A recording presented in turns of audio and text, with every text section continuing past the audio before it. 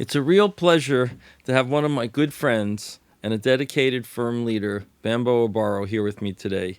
Bambo has recently been named co-managing partner of our Silicon Valley office, and he's also a partner in our best-in-class complex commercial litigation practice.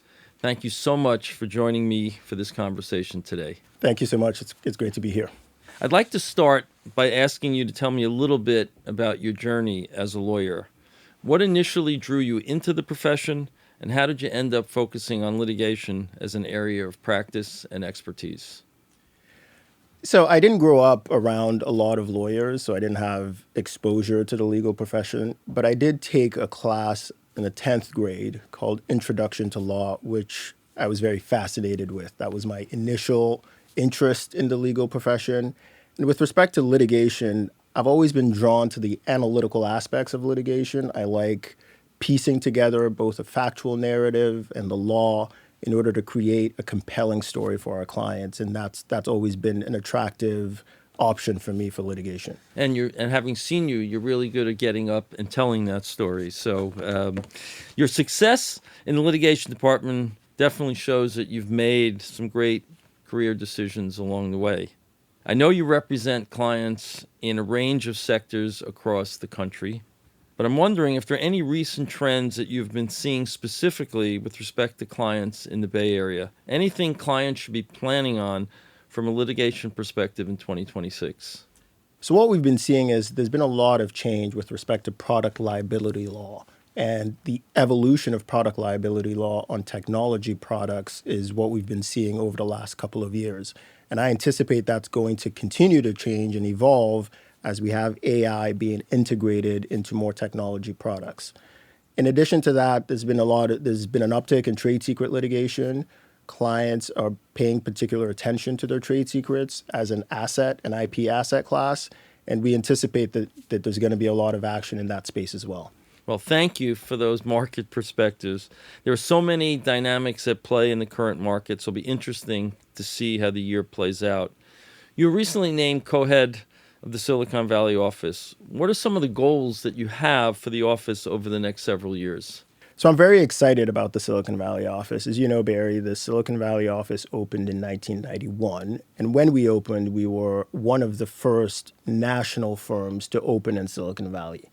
So we have a long history of excellent client services in California. And we're very excited about the growth in California beyond Silicon Valley and San Francisco and in LA. And we're looking forward to executing on our firm strategy of client excellence and great culture in Silicon Valley. With you and Craig leading the charge, I know we have amazing things in store for Silicon Valley and the Bay Area. Thank you. Now, I know, like me, you have been, and you are a wildlifer, and you've been integral in helping to onboard new talent and new clients. So I have to circle back to something that I frequently ask on this podcast. Why Weil?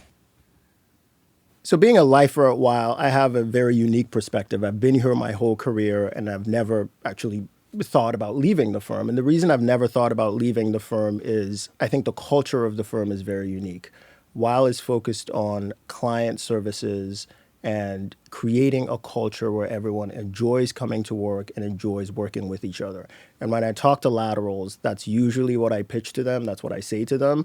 And I think when you focus on the clients and you focus on the culture and the people within the firm, everything works itself out. And when they get here, they know you were telling the truth. Thank you. That's all music to my ears. And it's good to hear so many of the same themes echoed across leaders throughout this series.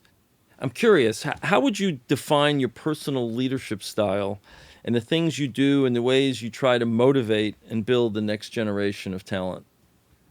So I would describe my leadership style with two words. One is passionate and the other is creative. I'll start with passionate. For me, every case that we work on is the most exciting case that I've worked on. People ask me all the time, what's the most exciting case you've worked on? And every time I say it's the case I'm working on. Because I believe that our clients trust us with their most important and difficult issues. And it's important to delve into those issues and be passionate about the work that we do. And the second piece is creativity. I think as a litigator, it's important to always approach every problem with creativity because it's important to think through what different solutions you can come up with to help our clients navigate difficult and important issues.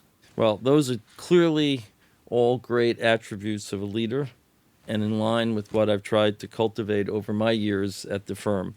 So I'd like to round out today's conversation by asking you something a little bit more open-ended, which is, who is a leader outside of the legal industry that you admire and why?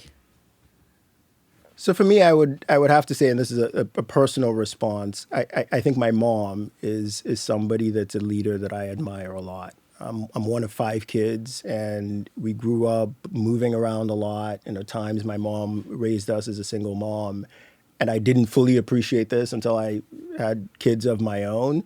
And she, late in her career, started her own business and is a successful business owner. And a lot of skills that I saw in my mom growing up are things that I think about as a leader in the profession today. A lot of patience, perseverance, and always having an upbeat and positive attitude.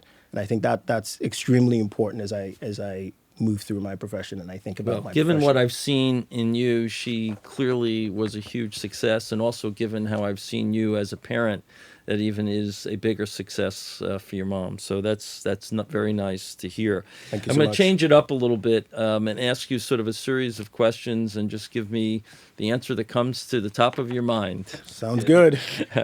How do you like to start each day? At the gym. That shows. What's your favorite snack? Almonds. What's your go-to health and wellness activity? I like to listen to music a lot, and I think that relaxes me. And I also enjoy working out, which also relaxes me. What's the last movie that you watched on a plane? Catch Me If You Can. What was your favorite subject in high school? Math. Good. That's the same as me. Excellent. Finally, we got someone who said that. What's your peak time of day?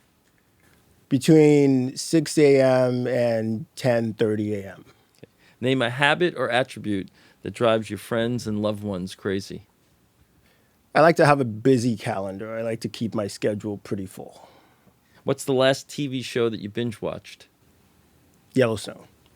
Name an upcoming vacation or trip you're looking forward to. I'm skiing Deer Valley with my kids in a couple of weeks, and I'm very excited about that. Be safe, please. I will You're be. very valuable to us and to your family. I will be. What word would an associate one of your matters use to describe you? Diligent. Well, this has been a lot of fun. I want to thank you for coming here today and doing this. I had fun. I had a great time. Thank you so much for having me.